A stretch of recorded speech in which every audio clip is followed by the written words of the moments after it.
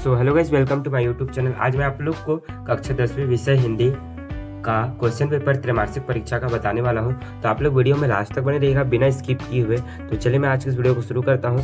और ये आप लोग के लिए वार्निंग है कि मैं क्वेश्चन दिखा रहा हूँ, सिर्फ आंसर आप लोग को स्वयं खोज कर लिखना है। तो चलिए आपको मैं क्वेश्चन फटाफट दिखा देता हूँ कम समय में और सटीक क्वेश्चन, जो कि ज़्यादातर यही आने के चांसेस है 2025 में। तो यहाँ पर सबसे पहले क्वेश्चन है आपका, सही विकल्प चुनकर लिखिए। चने के सिर पर पगड़ी सजी हुई है, आप लोगों ने पढ़ रखा होगा। ये जो टिक किया है इस पर आप ज़्यादा फोकस ना करेंगे, ये रॉन्ग भी हो सकता है, तो आगे आप लोग देख लीजिएगा, सही भी हो सकता है। मैं नहीं कहता कि सही है।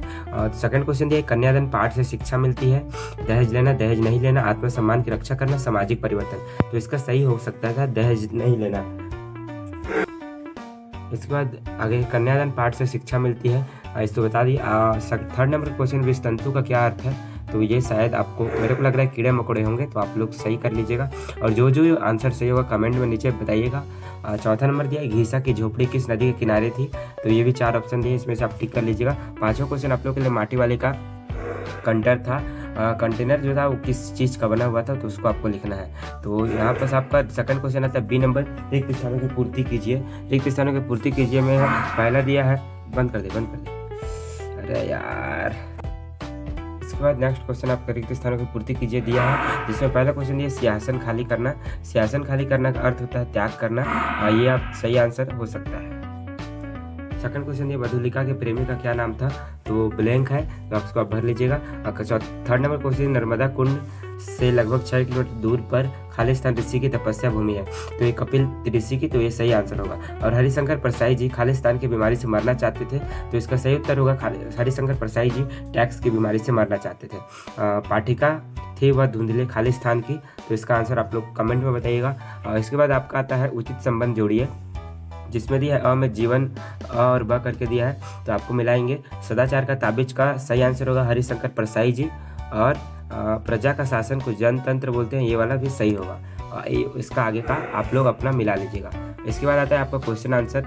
तो पहला क्वेश्चन है आप लोग के लिए, निम्न प्रश्नों का उत्तर लिखिए। तो पहला दिया, मानवीकरण अलंकार किसे कहते हैं? तो आप लोगों ने व्याकरण में पढ़ रखा होगा, तो उसी को आपको लिखना है। सेकंड क्वेश्चन दिया, द्वंद्व समास का परिभाषा लिखिए। थर्ड दिया, श्रुति रम भिन्नार्थक शब्द किसे कहते हैं? शब्द शक्ति कितने प्रकार के होते हैं और नाम लिखिए। 5 नंबर क्वेश्चन दिया, उपसर्ग और प्रत्यय में क्या अंतर होता है? तो आप लोग को पता होगा, उपसर्ग में शब्द के पहले जुड़ता है और प्रत्यय में शब्द के बाद में जुड़ता है। जैसे कि उपसर्ग में कोई भी शब्द के पहले जुड़ता है तो वह उपसर्ग कहलाता है, और प्रत्यय में जो शब्द के बाद में जुड़ता है उसे प्रत्यय कहते हैं। थर्ड नंबर का क्वेश्चन आप लोग के लिए, निम्न प्रश्नों का उत्तर लिखना है। पहला क्वेश्चन है, मजदूरों के जीवन को काली अंधियारी जिंदगी क्यों कहा गया है?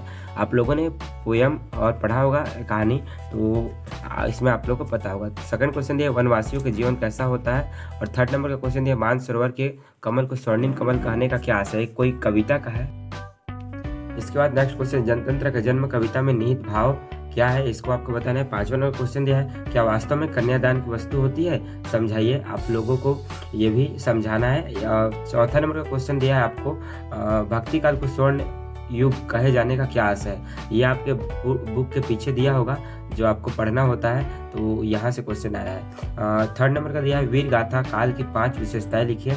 बड़े क्वेश्चन है, देख सकते हैं 12 मार्क्स का क्वेश्चन है, और 4 नंबर के 3 क्वेश्चन है। वीर गाथा काल की 5 विशेषताएं लिखिए। तीसरा दिया है, सगुण भक्ति धारा और निर्गुण भक्ति धारा में कोई 4 अंतर लिखना है। तो यहाँ बस ये वाला क्वेश्चन होता है समाप्त। इसके बाद 5 नंबर का क्वेश्चन आता है, सब प्रसंग व्याख्या कीजिए। सब प्रसंग व्याख्या मतलब होता है संदर्भ, प्रसंग और व्याख्या तीनों लिखना है। तो यहाँ पर पहला दिया है, दुर्गम बर्फानी घाटी में 7 फुट ऊंचाई पर अलख नाभि से उठने वाले नीच के उन्मादक परिमल के पीछे धावित होकर तरल तरुण कस्तूरी मृग को अपने बस चिढ़ते देखा है, बादल को गिरते देखा है। इसके बादल को गिरते देखा है पाठ से लिया गया है, ऐसे लिखेंगे, और इसके कवि जो है उनको लिखिएगा। रामधारी सिंह दिनकर है जहाँ तक मेरे को लगता है, तो ये आप लोग लिख लीजिएगा। अच्छा, 6 नंबर क्वेश्चन दिया है आपका, परीक्षा काल में ध्वनि विस्तारक यंत्र पर रोक लगाने हेतु जिलाधीश को एक प्रार्थना पत्र लिखे। तो तो आपको ध्वनि विस्तारक यंत्र पर रोक लगाने हेतु जिलाध्यक्ष को एक प्रार्थना पत्र लिखना है। तो आप लोग तो इसको लिखे ही होंगे, आज तक कर ही लेंगे होंगे। तो ये बन जाएगा। 7 नंबर क्वेश्चन देता है निम्न में से किसी एक विषय पर निबंध लिखे। यहाँ पर 4 टॉपिक मिलते हैं आप लोग को, इसमें से किसी एक विषय पर आपको निबंध लिखना है। पहला दिया पर्यावरण सुरक्षा हमारा कर्तव्य, बेरोजगारी के कारण और निदान, चंद्रयान 3 हमारा गौरव, विज्ञान का चमत्कार। जो आप लोगों ने पढ़ रखा होगा उसको लिख दीजिएगा। ये 8 मार्क्स का क्वेश्चन है, आप देख सकते हैं। इसके बाद आप लोग के लिए अंतिम क्वेश्चन, निम्नलिखित अपठित गद्यांश को ध्यानपूर्वक पढ़ें और पूछे गए प्रश्नों को उत्तर दीजिए। इस गद्यांश को आप लोगों ने कभी नहीं पढ़ा है, आपको फर्स्ट टाइम पढ़ना है और इसी में इसका आंसर खोज के बताना है। तो गद्यांश को आप लोग आराम से पढ़िए। पढ़ने के बाद इसके नीचे जो क्वेश्चन है उस लोग का आंसर बताइए। अगर आप लोग को आराम से पढ़ना है तो आप वीडियो को यहाँ से रोक कर भी पढ़ सकते हैं। पहला क्वेश्चन दिया उपयुक्त गद्यांश का उचित शीर्षक लिखिए। सेकंड क्वेश्चन दिया योग का महत्व लिखिए। और थर्ड दिया अस्वस्थ व्यक्ति किस प्रकार दूसरों का बोझ बन जाता है, स्वस्थ व्यक्ति की विशेषताएं बताइए। 1-1 मार्क्स के सभी क्वेश्चन है, 5 क्वेश्चन है, 5 मार्क्स का क्वेश्चन है। इस प्रकार आपके क्वेश्चन हो जाते हैं समाप्त। आई होप ये वीडियो आप लोग को पसंद आया होगा। पसंद आए तो वीडियो को लाइक करें और चैनल को सब्सक्राइब करें। मैं मिलता हूं आपको नेक्स्ट किसी नए टॉपिक के साथ। Thanks for watching.